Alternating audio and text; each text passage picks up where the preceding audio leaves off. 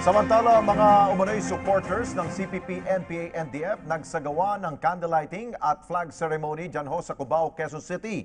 Ang mga turistang bumabaybay po dyan sa lugar na yan, abay naapektuhan. Alamin natin ang update po dyan mula kay Eunice Amonte. Eunice.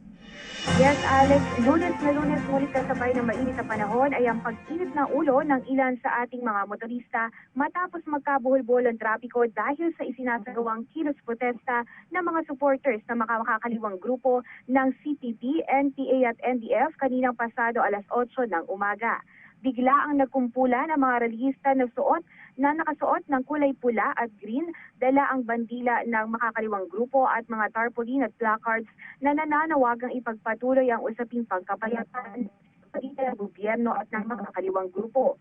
Hindi naman inaasahan ng kapulisan ang biglaang protesta na ito na tila ba'y isinabay sa flag raising ng PNP at ng mga ahensya ng pamahalaan.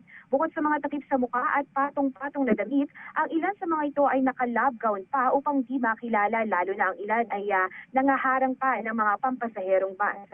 Mayroon rin itong dalang bulok na jeepney na walang plaka na iniharang din sa kalsada upang maisagawa ang kanilang programa.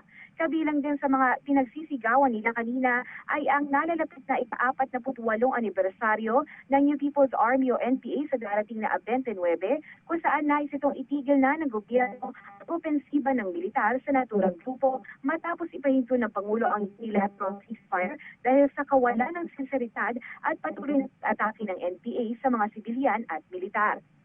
Payapa namang nag-disperse sa mga relihista papuntang Baliwag Bus Station na agad namang nakapagpapalit ng bihis matapos humalo sa karamihan at sumakay ng bus. Samantala, tiniyak naman ng AFP magpapatuloy ang kanilang operasyon hanggat hindi pa inuutos ng Pangulo ang tigil putukan sa makakaliwang grupo. Dinipensa naman si PCC General Guillermo Eleazar kung bakit nakitang pulis kanina sa lugar. Aniya, patuloy na sila ay magbabantay sa sabing lugar sa nalalapit na anibersaryo ng NPA.